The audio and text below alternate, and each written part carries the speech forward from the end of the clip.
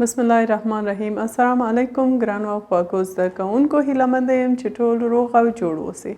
ګرانو زده کوونکو، تېرې جلسه کې موږ د کلورین لاسته راوړنه په اړه موږ ویل، همداسې مرکباتو سره کله چې تعامل کوي د دې په اړه موږ ویل، په دې هیله چې تېر درس کې کوم ستونزه ونه لري. ګرانو زده کوونکو، د دې لپاره چې ویډیوګانې په اسانه توګه ترلاسه کړئ، چینل سبسکرایب او ویډیوګانې مو لایک کړئ. د کتاب د لاسته راوړنې لپاره کولی شئ ډسکرپشن ته لاړ شئ، لینک موجود دی، د هماغه ځای نه ډاونلوډ وکړئ. زموږ نننی موضوع د کلورین مهم مرکبونه په 109 پاڼه کې یو. The important compounds of chlorine، د کلورین مهم مرکبونه. ګرانو زده کوونکو، مخکې له دې چې د دې د مرکباتو په اړه ووایو، نو د خوړو مالګې برېښنایي تجزیه په اړه موږ وایو. ګرانو زده کوونکو، په 1800 میلادي کال کې یو بریتانیوي پوه د ایچ ډیوي په نوم د څه شي په نوم د ایچ ډیوي په نوم یو بطري جوړه کړې وه چې په هغه کې همدا سودیم کلورایت یا خوړو مالګه تجزیه وکړه. یعنی دلته سودیم او کلورین لاسته راوړه. سودیم کلورایت کله چې موږ تجزیه وکړو، نو کله چې الکترولیز کېږي ګرانو زده کوونکو، سودیم کلورایت، نو کله چې دا الکترولیز شي نو څه لاسته راځي؟ د دې نه سودیم او کلورین آیونونه لاسته راځي. نو دا الکترولیز عملیه چا دا کار ترسره که؟ په یو بطري کې یو بریتانیوي کیمیاپوه د ایچ ډیوي په نوم په کوم کال کې؟ 1800 میلادي کال کې ایچ ډیوي په نوم دا کار وکړه چې موږ دا په 9 څپر کې ټول موضوعات د سودیم لاسته راوړنه په درس کې موږ دا موضوعات موږ ویلي وو. ښه ګرانو زده کوونکو، اصلي موضوع ته راځو، د کلورین مهم مرکبونه. د کلورین مهم مرکبونه یو هایدروجن کلوراید او هایدروکلوریک اسید ده، چې د دې فورمول ګرانو زده کوونکو HCl ده. څه ده؟ HCl، هایدروجن کلوراید یا هایدروکلوریک اسید. کله چې همدا هایدروجن کلوراید دا یو غاز دی، په اوبلن محلول کې دا حل شي، نو دې ته موږ څه وایو؟ یعنی دا په اوبلن محلول کې حل شي، نو دې ته هایدروکلوریک اسید ویل کېږي. هایدرو خپله اوبه معنا لري، نو بیا هایدروکلوریک اسید په نوم یادېږي چې د دواړو فورمول یو دی. یو په عادي حالت کې غاز حالت دی، او بل کله چې په اوبه کې یا په یو محلول کې حل شي، نو هایدروکلوریک اسید لاسته راځي. ګرانو زده کوونکو، دا چې دا یو بېرنګه غاز دی چې د دې ایشېدو ټکي -4.9 سانتیګریډ -4.9 سانتیګریډ، او د دې د ویلې کېدو ټکي، د دې کنګل کېدو ټکي ګرانو زده کوونکو -114.2 سانتیګریډ، -114.2 سانتیګریډ. دا د کنګل کېدو ټکي، او بل هم د څه شي؟ د ایشېدو ټکي ده.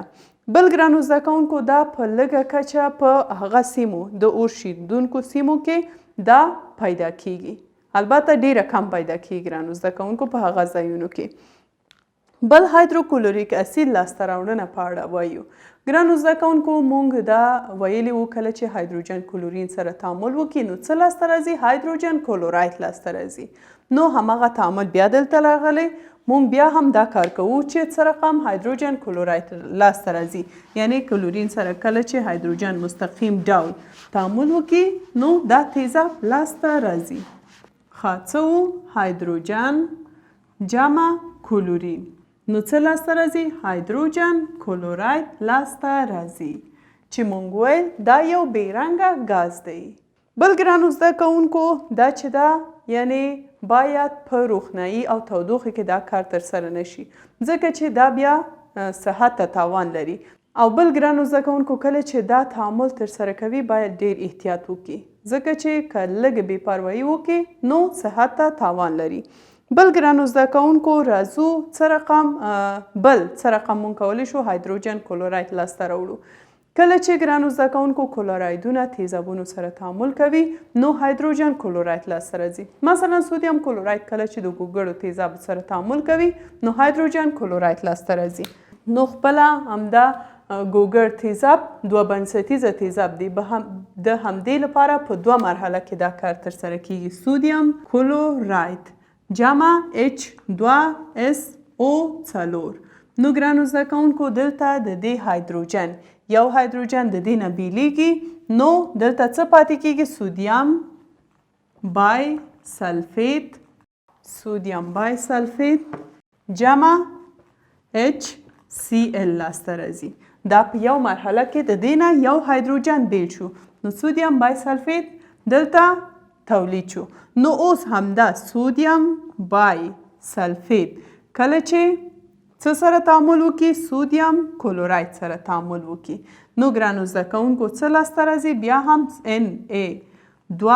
Na2SO4 سودیم سلفیت جمع HCl لاسته راځي په دوه مرحله کې په یو مرحله کې یو هایدروجن د دې نه بیلیږي نو سودیم بای سلفیت او په دویم مرحله کې دا هایدروجن هم بیلیږي سودیم ځای نیسي نو سودیم سلفیت د دې نه جوړیږي. ګرانو زده کوونکو په دوه مرحله کې دا کار ترسره کیږي چې په کتاب کې یو مرحله هم لیکلی نو که موږ همداسې مرحله په مرحله کار وکړو دا به ښه وي. که بیا تاسو وخت نه لري یعنې غواړئ چې همدا معادله ولیکې نو کولی شئ دواړه مرحله په یو مرحله کې ولیکې نه که کتاب غوندې. بل ګرانو زده کوونکو کله چې کلورین اوبه سره تعامل کوي نو دوه تیزاب جوړوي یو هایدروجن کلوراید او بل هایپوکلورس اسید چې موږ ویلي وو هایپوکلورس اسید یو ضعیف تیزاب دی او هایدروکلوریک اسید څه ده یو قوي تیزاب دی. نو دلته که موږ ولیکو کلورین جمع اوبه نو څو تیزاب دوه تیزاب اول HCl بل څه ده HOCl هایپوکلورس اسید چې دا یو قوي تیزاب دا هم ضعیف تیزاب په دې کې کلورین یو اکسیدیشن نمبر یو مثبت او په دې کې یو منفي ده. بل ګرانو زده کوونکو د هایدروجن کلوراید انحلالیت په اوبه کې زیاته ده یعنی په یو حجم اوبه کې یا په یو لیټر کې تقریبا 450 حجم د هایدروجن کلوراید په دې کې حلیږي یعنی د دې انحلالیت په اوبه کې څه ده زیاته ده. بل ګرانو زده کوونکو همدا د دې محصول چې مالګې لاسته راځي د مالګې د تیزاب په نوم یادیږي. بل ګرانو زده کوونکو بله موضوع د هایدروجن کلوراید او هایدروکلوریک اسید خواص په اړه وایو چې کوم خواص لري. ګرانو زده کوونکو هایدروجن کلوراید یو بیرنګه تخریش کوونکی او اوبه جذبوونکی دی. کله چې دا په لمده هوا کې مونږ کیدو نو دا دود او بل څه جوړوي او بل دود او سپین رنګه وریځې جوړوي. ګرانو زده کوونکو همدا هایدروجن کلوراید کله چې اوبه سره تعامل کوي نو دلته کلوراید تولیدیږي د کلورین آیون تولیدیږي HCl هایدروجن کلوراید کله چې اوبه سره تعامل وکړي نو دا اوبه یو هایدروجن هم ځان ته څه کوي جذبوي نو د دې نه څه جوړیږي H3O یا د هایدرونیم آیون او بل د کلورین آیون تولیدیږي. بل ګرانو زده کوونکو کله چې بل همدا هایدروجن کلوراید چې ده زموږ په معده کې هایدروجن کلوراید ته د معدې تیزاب هم ویل کیږي چې په معده کې 0.4 نه تر 0.5% پورې 0.4 نه تر 0.5% پورې د معدې په اوساره کې دا څه لري شتون لري. د همدې لپاره د دې نوم بل نوم څه ده هم د مالګې تیزاب ورته ویل کیږي او بل د معدې تیزاب هم ورته ویل کیږي. د څه لپاره ځکه چې دومره یعنی په دومره غلظت کې د معدې په اوساره کې دا څه لري شتون لري. بل ګرانو زده کوونکو دا HCl یا هایدروجن کلوراید چې دا المونیم او بل نور فلزونه مثلا مس دا خپل ځان کې څه کوي حلوي. مثلا کله چې المونیم هایدروجن کلوراید سره تعامل وکړي نو دلته څه لاسته راځي المونیم کلوراید او هایدروجن آزادیږي. المونیم جمع هایدروجن کلوراید نو دلته المونیم کلوراید Cl3 جمع هایدروجن هم څه کیږي آزاد کیږي. نو دلته د توزیع لپاره مونږ دلته یو 3 لیکو المونیم هایدروکساید نو دلته هایدروجن څه شو آزاد شو. یو 2 دلته لیکو نو دوام دلته کلورین دلته 6 شو نو دلته هم یو 6 لیکو او دلته هم یو 3 لیکو تر څو چې توزیع برابر شي. بل ګرانو زده کوونکو کله چې دا HCl امونیا سره تعامل وکړي نو یو مرکب جوړوي د نوشادر یا امونیم کلوراید په نوم د نوشادر یا د امونیم کلوراید په نوم HCl کله چې امونیا سره تعامل وکړي نو په پایله کې څه جوړوي؟ نوشادر NH 4 Cl. د دې نوم څه ده ګرانو زده کوونکو؟ نوشادر یا امونیم کلوراید. نوشادر. یا هم ګرانو زده کوونکو کله چې HCl تجزیه شي HCl نو د دې نه څه لاسته راځي؟ هایدروجن او کلورین لاسته راځي. یو ځای کې مونږ ویل کله چې هایدروجن او کلورین یو ځای شي نو څه لاسته راځي؟ HCl. اوس بیرته که HCl تجزیه شي ګرانو زده کوونکو نو هایدروجن او کلورین لاسته راځي. نو د دې ځای نه مونږ پوهیږو چې دا یو راجعي تعامل دی. بل ګرانو زده کوونکو کله چې دا کاربونیتونو سره سلفاید او بل القلیو سره تعامل وکړي نو هغوی یو بل نه څه کوي؟ جلا کوي. نو HCl کله چې سودیم هایدروکساید سره تعامل وکړي نو کله چې تیزاب یو القلي سره تعامل وکړي نو څه شی محصول څه ده ګرانو زده کوونکو؟ همیشه محصول مالګه او اوبه ده. HCl چې یو تیزاب دی جمع سودیم هایدروکساید. نو دلته څه جوړیږي؟ سودیم کلوراید جمع اوبه لاسته راځي. بل کله چې کاربونیت سره یو ځای شي کله چې HCl کاربونیت سره یو ځای شي نو درې څه لري؟ محصول لري. کلسیم کلوراید، کاربن دای اکساید او اوبه. کلسیم کاربونیت یا دې ته موږ د چونې ډبرې هم وایو جمع HCl. نو څه لاسته راځي؟ کلسیم کلوراید. بل څه ګرانو زده کوونکو؟ اوبه او بل کاربن مونوکساید. وبخښئ کاربن دای اکساید. یعنی درې محصول لري. کلسیم کلوراید، اوبه او کاربن دای اکساید. همداسې کله چې سلفاید سره هم تعامل وکړي ګرانو زده کوونکو نو کلسیم کلوراید او سلفاید لاسته راځي. مثلا که سلفاید دلته په کتاب کې د دې مثال نشته. مثلا کلسیم سلفاید کله چې HCl سره تعامل وکړي کلسیم سلفاید جمع HCl نو په پایله کې کلسیم کلوراید او بل هایدروجن سلفاید لاسته راځي. نو یو دوه دلته لیکو ترڅو چې توزیم برابر شي. S او بل دوه هایدروجن دوه Cl. نو دا کله چې القلي سره تعامل وکړي. دلته کله چې کاربونیت سره تعامل وکړي او بل دلته سلفاید سره تعامل وکړي.